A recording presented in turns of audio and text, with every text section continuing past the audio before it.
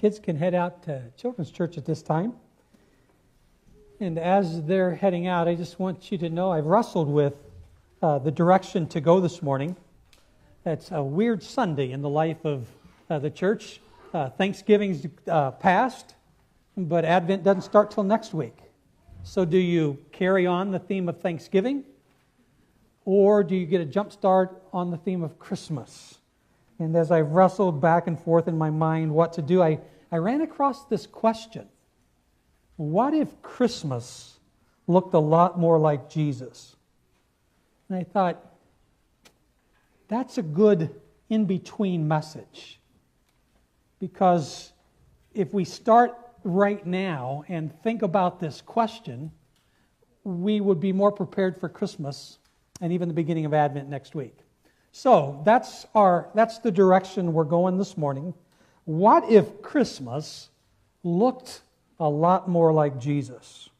Now, as I ask that question, it seems to me like there's an assumption in the question.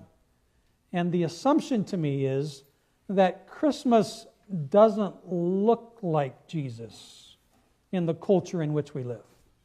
Now, I don't know if you can read that into that question or not, but let me ask you a question, another question.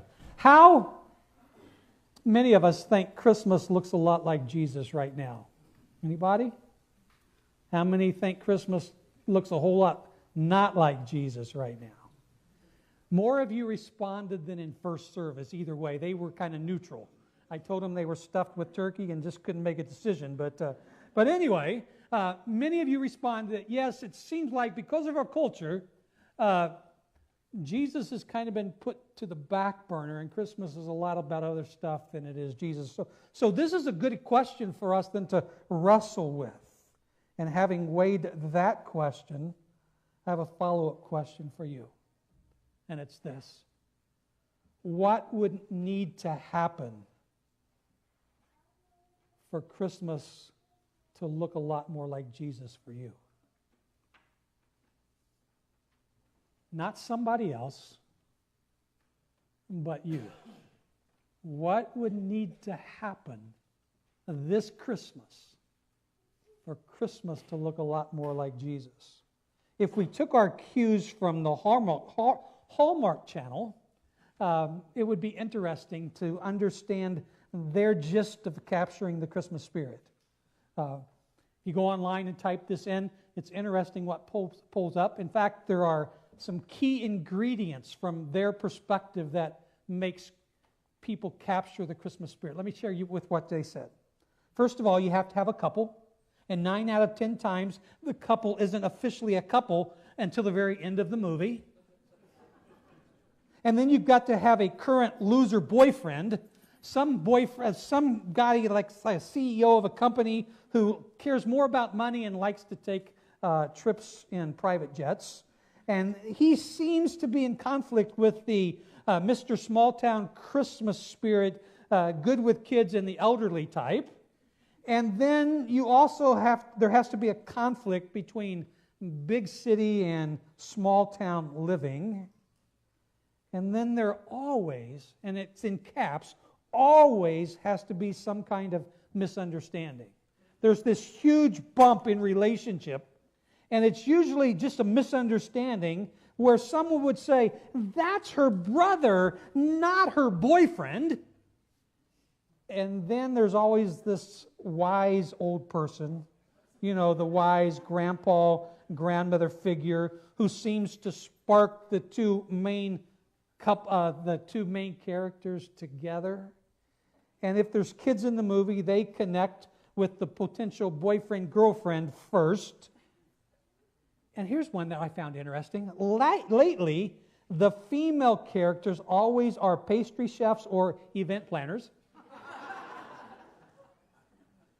Number 8, Christmas spirit is a must. If a character doesn't decorate their yard for Christmas, they're automatically the villain in the movie. Number 9, somehow every single person in every given scene is completely excited about Christmas.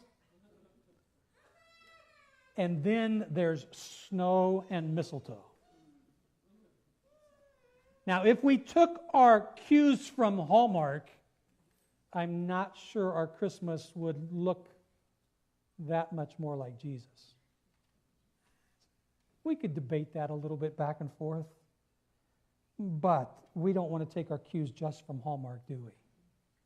Now, if we took our cues from the Skit Guys, they have this video entitled Getting Christmas Right. And it's a hilarious video because it starts by them coming into this house and saying, if you're going to really get Christmas right, you got to get rid of everything that doesn't point to Jesus.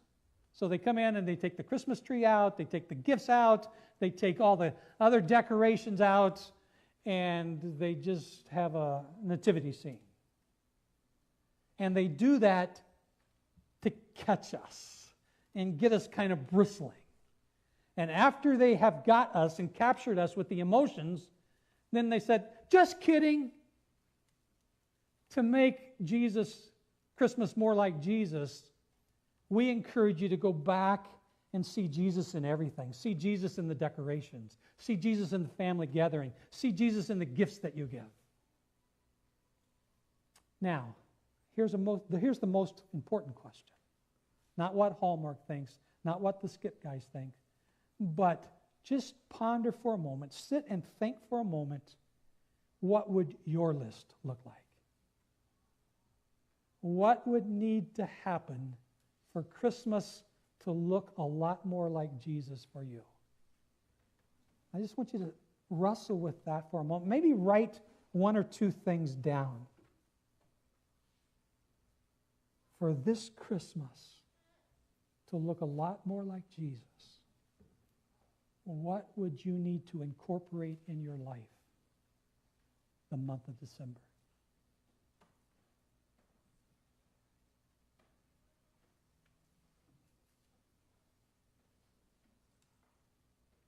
John the Apostle gives us his version of making Christmas look a lot more like Jesus.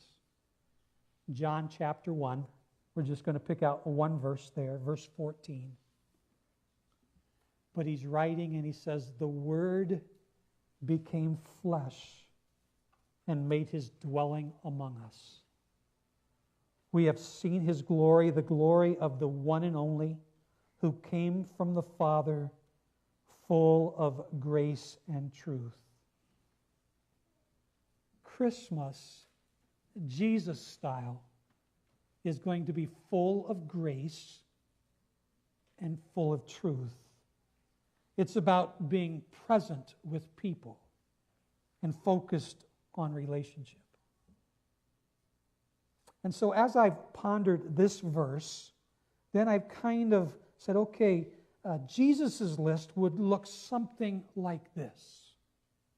For Christmas to look a lot more like Jesus, we must not let the pace of the holidays overshadow the purpose of the holiday. Max Lucado tells this story in one of his books. He's at the mall at Christmas time. And listen to how he puts it. I saw a manger in a mall. Now, let me correct that. I barely saw a manger in a mall. I almost didn't see it. I was in a hurry. Guests were coming. Santa was dropping in. Sermons to prepare, services to plan, presents to purchase. The crush of things was so great that the crush of Christ was almost ignored. I nearly missed it. And had it not been for the child and his father, I would have. But out of the corner of my eye, I saw them. The little boy, 3, maybe 4, in jeans and high tops, staring at the manger. And the baby Jesus there. The father in baseball hat and work clothes, looking over his son's shoulder, gestured first at Joseph, and then Mary, and then the baby, and he was telling this little fellow the story. And oh, the twinkle in this little boy's eyes. And the wonder on his face. He didn't speak, he just listened. And I didn't move, Max says. I just watched. And I wondered what questions were filling this little boy's head. And then he said, and why is it that out of the hundreds of people that were in the mall that day, only 2 paused to consider the sun? This isn't unique with Max Lucado. You and I are there too. People present on that first Christmas were there as well. Imagine the village, the noise and the bustle of all the people. And as night gave way to dawn, people were already on the streets. Vendors were positioning themselves on particular street corners so that they could peddle their wares. Store owners were unlocking the doors and opening for people to come in. Kids were awakened by the clanging of the donkey carts down the streets. And imagine if you were the innkeeper and it was breakfast. And you knew it was going to be a crazy busy day, but you wanted to take just a few moments to have breakfast with your family. Do you think the conversation would have gone at all to the pregnant mom and the exhausted husband, quote? Or would they be too busy?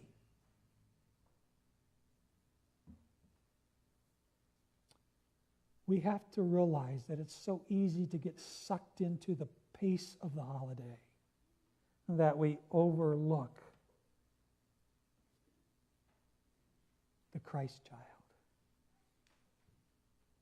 And those who missed His Majesty's arrival that night missed it not because of evil acts or for malice in their heart. They missed it because they simply weren't looking. They were distracted by other things. And it's important for us as we come to the beginning of the Christmas season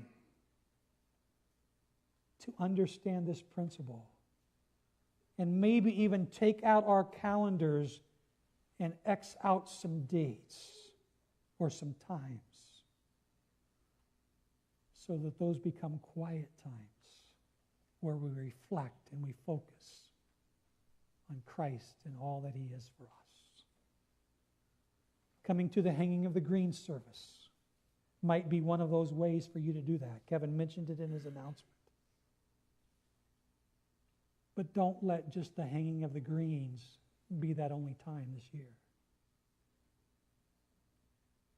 Look for other opportunities to quiet yourself and just sit in the presence of the Christ child. So that's one way we can help Christmas look a lot more like Jesus. A second way for Christmas to look a lot more like Jesus is that we must not sanitize the story.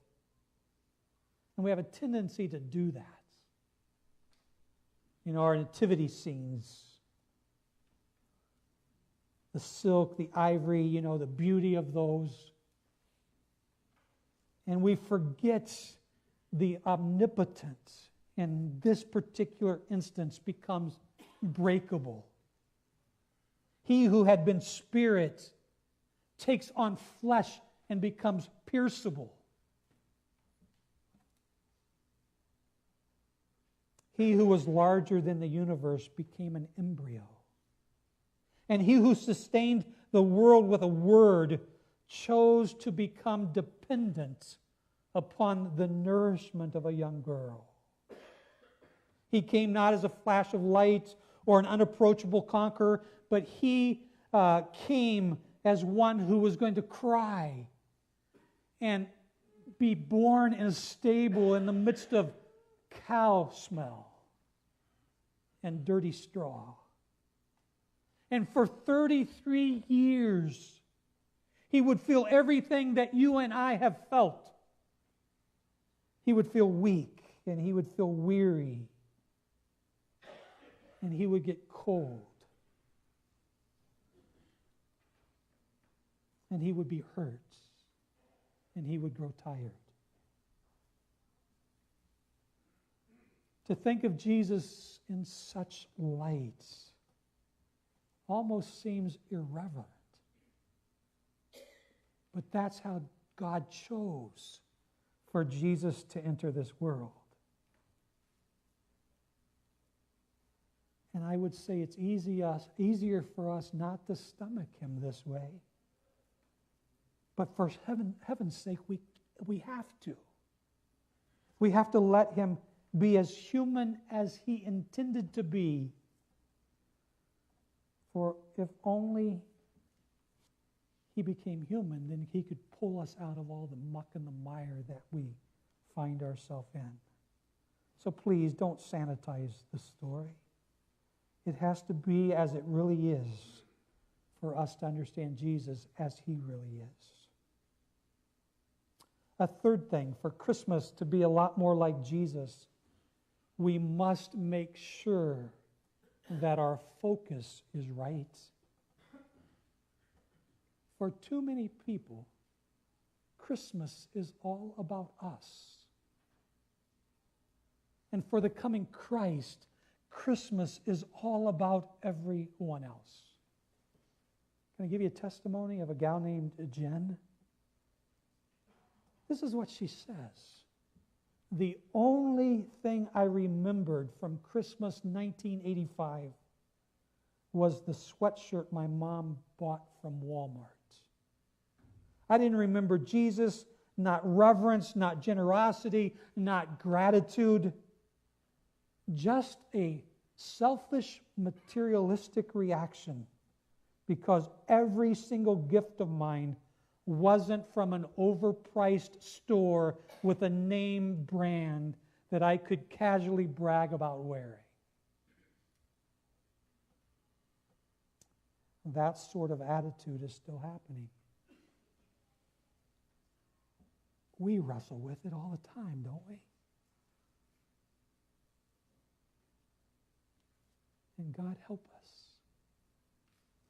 It's interesting that Huck turns 5 today, but they're in Tennessee celebrating Thanksgiving with Phil's parents and family. And so the weekend before, we decided that we were going to do what Kevin and Wendy do and take Huck to Walmart and let him pick out his own birthday present.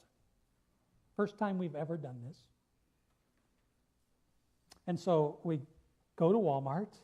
Our mistake was we took Hazel with us. But Huck is blown away because he's with me and Lisa has Hazel. And so we go down the first aisle of the aisle of the toys, and I want that, and I want that. I said, well, wait a minute, we got to keep looking. So we went down the next aisle. I want that, and I want that, and next aisle, I want that, and I want that. And it's not Hucky, we're going to look at all, but you have to pick. And so we went through it once, and we went through it a second time, all of the aisles. And finally, the third time through, he narrows it down and says, this is what I want, Papa. And about that time, I hear this cry 4 aisles over. And Huck says, that's Hazel. I said, no, it's not Hazel. She wouldn't do that. It was Hazel. And as Huck and I are coming around the aisle, Hazel's in the cart with Lisa, and there are 3 dolls in the cart. And Lisa had just told Hazel she had to put them all back. They were just looking for Christmas ideas.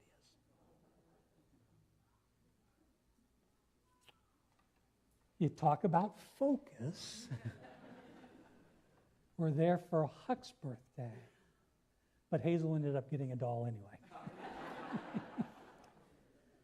But you know, Hazel's are the perfect example of us as humans, right? Our focus is on us, and it's on stuff. And each December we're reminded of that our world feels off kilter, and we're really focusing on the wrong thing. And if we're going to get Christmas to look a lot more like Jesus, we must make sure that our focus is right. That takes me to a third thing. For Christmas to look a lot more like Jesus, we need to embrace the alternate rhythms to show others our love.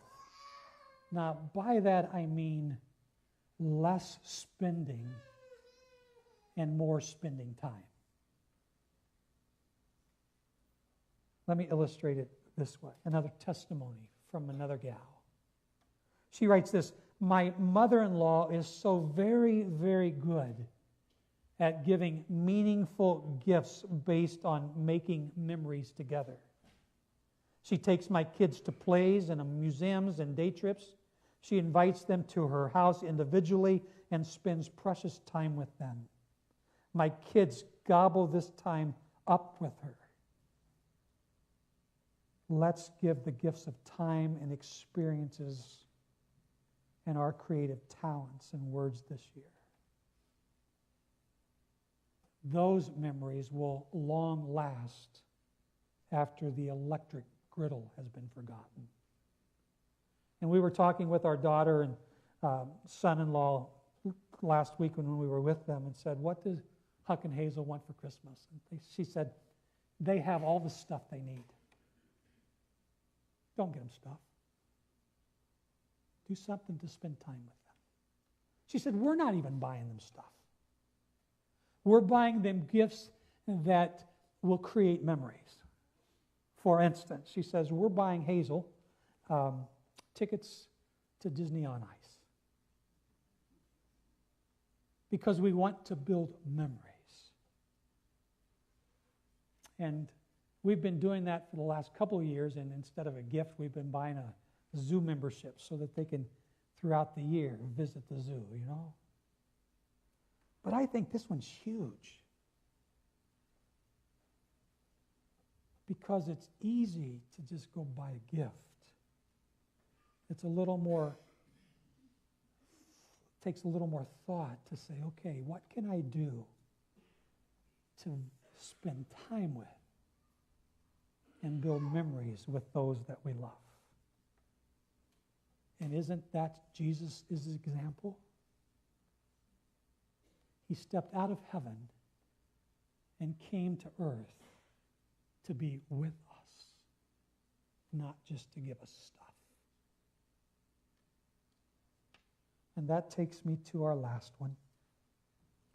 For Christmas to look a lot more like Jesus, Christmas is about God's love for people in need. Jesus often told parables to give us insights into the mind of God. And in them, we walk through his deeper motivations for ministry, digging into what really matters to Jesus. And in Matthew chapter 25, Jesus got to the heart of how we are to live in service for other people. And in this particular parable, Jesus welcomes a group into his kingdom, thanking them for all the times they fed him, clothed him, cared for him when he was sick, and visited him while he was in prison. And the group was grateful, but they were confused. Jesus, I'm a bit puzzled. You thanked us for doing all of this, but I have no recollection of when I fed you or clothed you or visited you when you were sick or in prison. And Jesus pointed out that any time they did it to one of the least of these, they were doing it to him. And the second part of the parable, he turns and he talks to another group of people. And this group hadn't come to his aid, and they hadn't fed him or clothed him. Equally surprised, this group asked a similar question. Jesus, when did we ignore you? And he said, when you didn't do it to those that have crossed your path. And all they could say was, ouch. Christmas needs to carry the message of God's love for people in need. And I say we do a good job of that here at the Bedford Free Methodist Church. Lou and Stell Mazzei, Kevin and Wendy and their entire family. Every Monday before Thanksgiving, they come and fix a full-blown Thanksgiving meal for our CR family. It shows that they care. Several of you went to the IGA on Tuesday and had a list of items to shop for a needy family. And you not only spent the time doing that, but then you delivered it. I think you're capturing God's love for the people in need. Several Sunday school classes are looking for a family to adopt this Christmas. Some of you have already picked that family out. That too speaks of this last point. But let me tell you one more story to illustrate it. Christmas 2016. A customer at a retail store alerted the manager that someone was stealing items. The manager went up to this young man as he was exiting the store, and as she went up to him, she saw his pockets were bulging with items. Now, any of us who've worked in a retail store, we have experienced that. And I did that when I was in high school, and even Christmases when I came home from college. So approaching this man with bulging pockets, she follows him to his car and is about ready to take a picture of his license plate so that she can call the police. And he looks at her with desperation on his face and says, "Please don't do that." And she turns to him and says, "If you'll return all this merchandise, I won't call the police." So they go back into the store. She takes him to a private area, and he empties all of the things in his pockets into a basket. He had taken ribbons and bows. He had taken some toys. And I'm trying to figure out how he got it all in his pocket. Candy. And then the manager looked at him and said this, "Are these for your kids?" "Yes." Tears streaming down his cheeks, wanting to give his kids something for Christmas.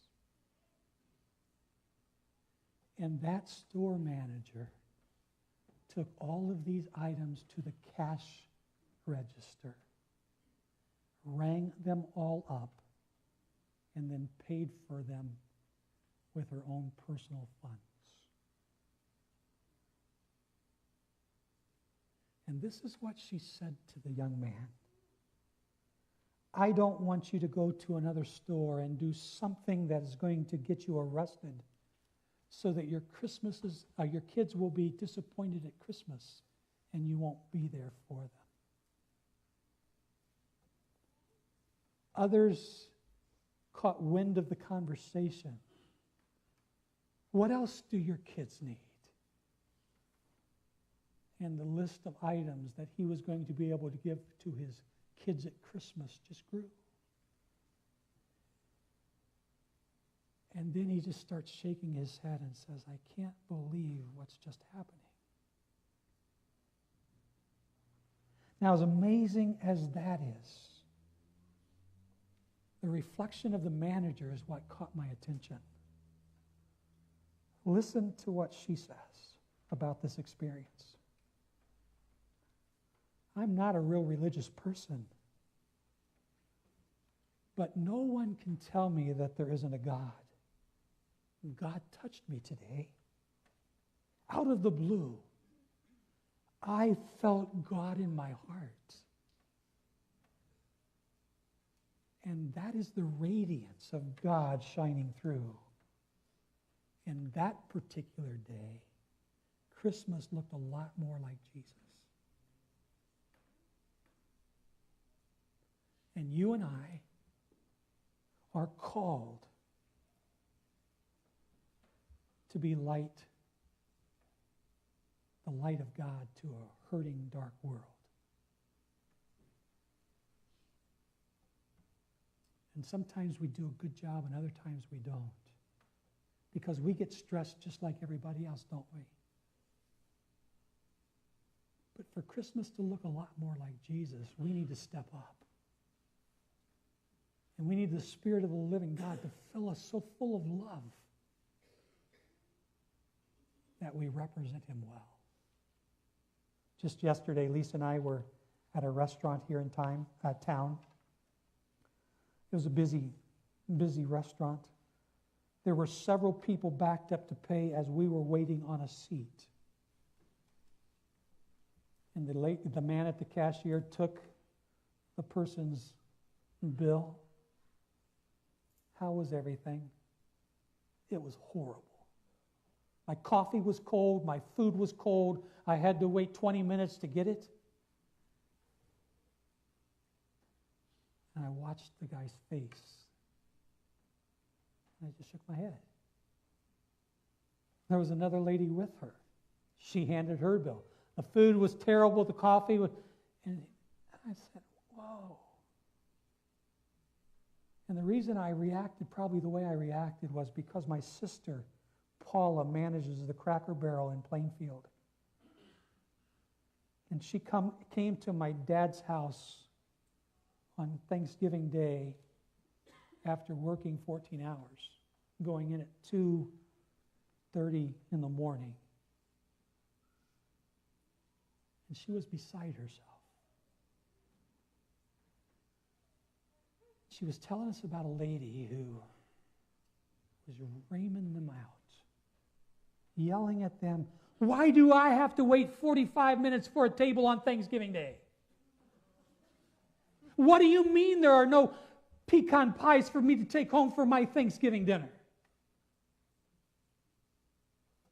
And that was about all my sister needed at that moment, because this was about 2:30 in the afternoon. And she turned around and said, "I just want you to know that we only have so many tables in this place, and we've been serving people since 8 o'clock this morning, and we have used everything we have to make pecan pies. In fact, we've already run to Walmart and bought all of their pie shells to help people, but there are no more to use to make you pies. Do not cuss my employees out."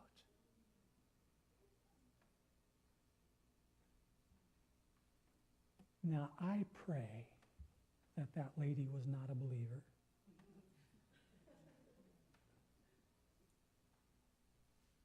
But it just reminds me that we are light in a dark world.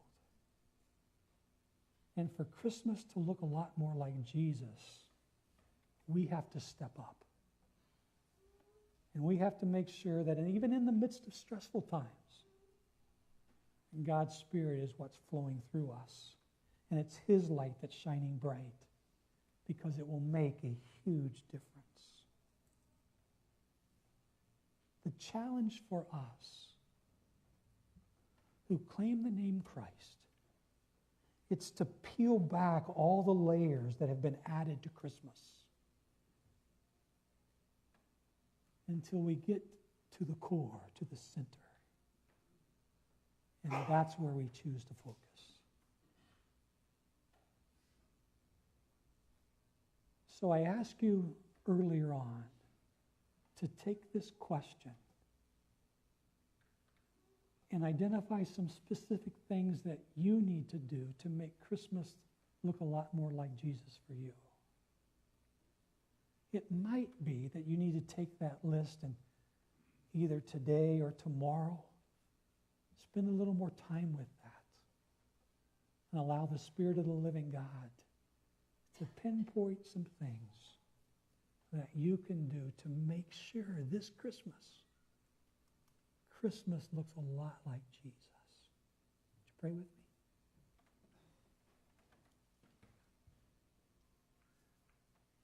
Father, I thank you that you established what Christmas really looks like.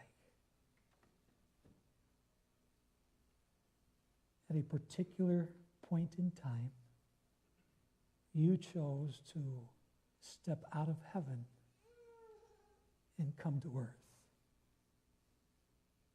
And in an unexpected way that no one was looking for. And you went into a smelly stable to an unsuspecting couple and showed up with love. Forgive us for the times that Christmas has become more about us than you.